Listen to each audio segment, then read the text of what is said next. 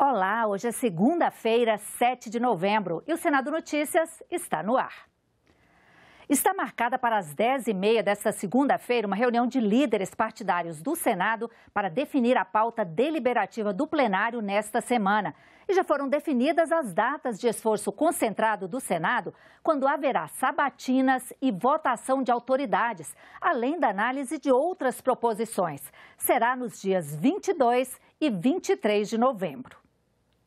Entre as votações prioritárias no Senado Federal estão indicações do atual presidente para embaixadores do Brasil, diretores de agências reguladoras e ministros de tribunais superiores. Os senadores também devem examinar projetos que já vinham em discussão e que não devem ser adiados para o ano que vem.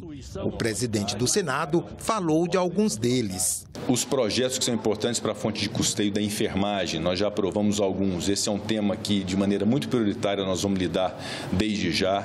Há a questão relativa à Lei Aldir Blanc, à Lei Paulo Gustavo, que estão sofrendo interferência de uma medida provisória. Nós precisamos de encontrar a solução para a aplicação desse auxílio à área da cultura no Brasil. Rodrigo Pacheco comentou também a criação de comissões de inquérito ainda este ano, além de 4 novas CPIs, cujos pedidos já foram lidos, há outras 2 propostas.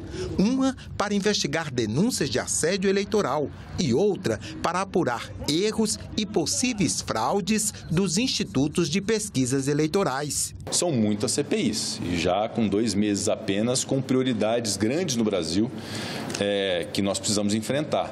O problema da saúde, o problema da cultura, o problema da educação, dos cortes orçamentários, da nova peça orçamentária, da transição. Então, essa é uma reflexão que os líderes do Senado haverão de fazer numa reunião breve do Colégio de Líderes sobre a conveniência das CPIs ou de qual CPI ser instalada desde já ou não. Todos os dias desta semana tem atividades legislativas previstas nas comissões. Vamos conferir a agenda da semana aqui no nosso telão.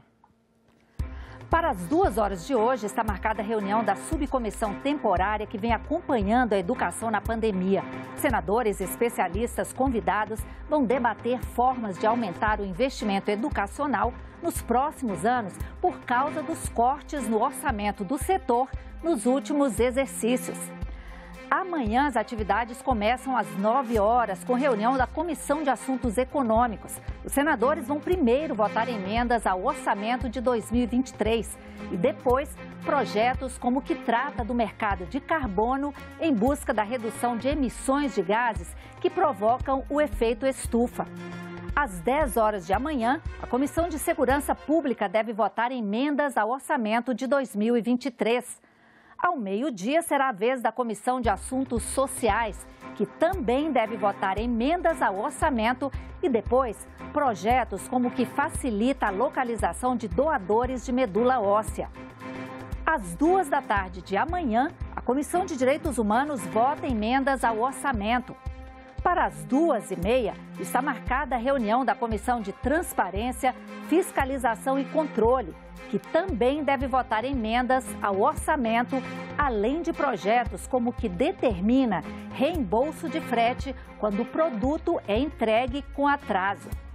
Ainda na terça-feira, deve começar às 13h30 a reunião da Comissão de Ciência e Tecnologia para votar emendas ao orçamento de 2023 e depois autorização de serviços de radiodifusão. Na quarta-feira, as atividades começam às 9 horas, com a Comissão Senado do Futuro votando emendas ao orçamento. E no mesmo horário, a Subcomissão Temporária de Assuntos Sociais das Pessoas com Deficiência faz uma audiência interativa sobre educação bilíngue. Às 9h30 de quarta, a Comissão de Educação, Cultura e Esporte vota emendas ao orçamento. Às 10 horas, a Comissão de Serviços de Infraestrutura também vota emendas ao orçamento. Ainda na quarta, às 2h30, será a vez da Comissão Mista Permanente sobre Migrações Internacionais e Refugiados votar emendas ao orçamento do ano que vem. E às 3 horas de quarta, a votação de emendas ao orçamento será feita pela Comissão de Desenvolvimento Regional e Turismo.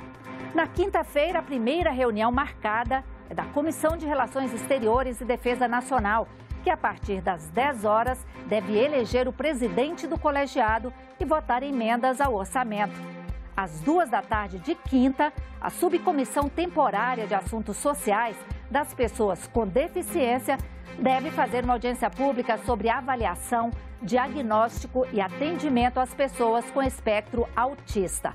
E para sexta-feira, está marcada às 4 da tarde uma sessão especial no plenário para comemorar a campanha de conscientização do mês do diabetes, o Novembro Diabetes Azul.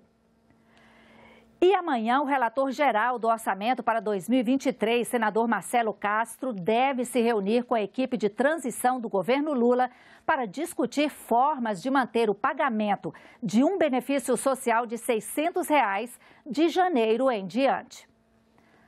A Comissão de Enfrentamento às Manchas de Óleo fez na sexta-feira a última reunião do colegiado com a aprovação do relatório final. Há 3 anos, manchas de óleo atingiram praias do Nordeste e Sudeste em um dos maiores desastres ambientais do litoral brasileiro. As primeiras manchas apareceram no dia 30 de agosto na Paraíba. De acordo com o IBAMA, até março de 2020, o vazamento afetou mais de 1.000 localidades entre os estados do Maranhão e do Rio de Janeiro, em aproximadamente 130 municípios. A Comissão Externa do Senado elaborou com os governos locais e o governo federal soluções para a situação e para evitar desastres futuros. No relatório final, aprovado nesta sexta-feira, o senador Jean Paul sugeriu ampliar o monitoramento da costa brasileira, acompanhar a saúde das comunidades atingidas pelo desastre e auxiliar financeiramente pescadores impactados. O senador ressaltou que não foi encontrado um responsável pelo fato e criticou a atuação do governo federal durante o acontecimento. Cada momento diferente, inclusive durante as diligências, nós temos registros fotográficos, vídeos, todo o processo da nossa inspeção local nesses locais, conversando com as pessoas, tratando inclusive com a imprensa, com a sociedade, portanto, em relação a esse desastre e acompanhando para e passo toda a falta de equipamentos, de condições, né, a falta de iniciativas e às vezes até as próprias negativas que o governo federal emitia, eventualmente até utilizando-se de fake news e de brincadeiras, piadas de mau gosto sobre movimentos ambientais, sobre a autoria ou eventual origem do acidente. Nós, de fato, fomos a fundo nesse processo. Se não temos conclusões cabais sobre origem, sobre alguns aspectos, certamente é porque elas ainda não existem ou não são afirmativas o suficiente. Mas tudo mais foi checado, inclusive, com a participação dessas entidades e elas nos ajudaram muito. Nós temos elementos suficientes para estar ainda tentando e buscando soluções para que outros crimes dessa natureza não ocorram. Eu quero parabenizar Vossa Excelência, o senador Jean Paul e todos aqueles que contribuíram para que nós pudéssemos dar uma resposta à sociedade. Às vezes a resposta ela não vem da forma que nós queremos, que temos que ver, como Vossa Excelência disse que a Polícia Federal atribuiu a responsabilidade a um navio grego, mas que nós temos que efetivamente buscar até que ocorra ou não a prescrição, a responsabilização por esse crime ambiental. Foi publicada no Diário Oficial da União a medida provisória que amplia o prazo de quitação dos empréstimos no âmbito do Programa Nacional de Apoio às Microempresas e Empresas de Pequeno Porte.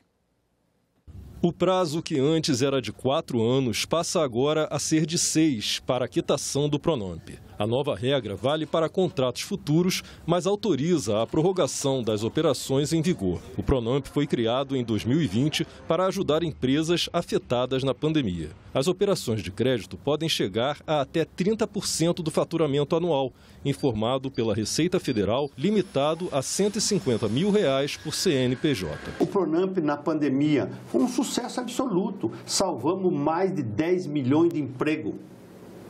O Pronamp salvou. Emprestamos mais de 62 bilhões de reais. De acordo com a MP, a extensão dos investimentos das empresas vem encontrando impedimento na redução da capacidade de pagamento dos tomadores. O texto diz que uma maneira de retomar a capacidade de investimento das empresas favorecidas pelo Pronamp é possibilitar que as empresas prorroguem os créditos já contratados, abrindo margem para a contratação de novos financiamentos. Os juros das novas linhas de crédito vão ser determinados por condições do Ministério da Economia. A pasta prevê que, a partir da MP, 500 mil empresas sejam habilitadas a renegociar créditos no Pronamp. A reutilização dos recursos do programa foi autorizada até dezembro de 2024. Nós vemos o aumento de prazo de 48 para 60 como benéfico aos empreendedores, na medida em que agora o recurso pode ser utilizado com menor impacto na capacidade de pagamento dos tomadores, assim abrindo margem para novos investimentos no negócio. Um projeto em análise no Senado autoriza a quebra de patente de novos medicamentos e vacinas em casos de emergência em saúde ou estado de calamidade pública. A pandemia da Covid-19 mostrou que tempo e tecnologia são essenciais para combater uma doença. Mas, quando a tecnologia avança com descobertas de medicamentos para combater um vírus, como no caso da Covid-19, por exemplo, a lei das patentes, que protege as descobertas dos laboratórios, pode atrasar em até 20 anos o compartilhamento dessas informações. Um projeto em análise no Senado pode autorizar o compartilhamento de novas descobertas tecnológicas em casos de emergência em saúde ou estado de calamidade pública, o que na prática significaria a quebra de patentes de medicamentos e vacinas. A proposta do senador Paulo Paim resgata o texto de um outro projeto aprovado pelo Congresso, mas vetado pelo presidente Bolsonaro. É necessário garantir a produção de vacinas e medicamentos em larga escala. O projeto assegura que os detentores de patentes ou pedidos de patentes compartilhem informações e materiais necessários à produção dos medicamentos e vacinas. Para o Conselho Nacional de Saúde, a propriedade intelectual é uma barreira ao acesso às novas descobertas tecnológicas medicinais. A suspensão dos direitos à propriedade intelectual, a tecnologias, nos aspectos aqui trazidos, contribuirá significativamente para o acesso às mesmas, mas, para tanto, o Brasil precisa agir.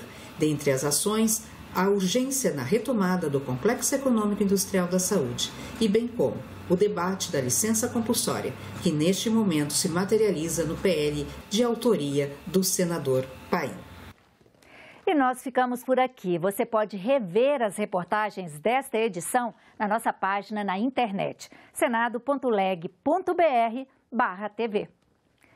Obrigado pela companhia. Continue sintonizado aqui na TV Senado.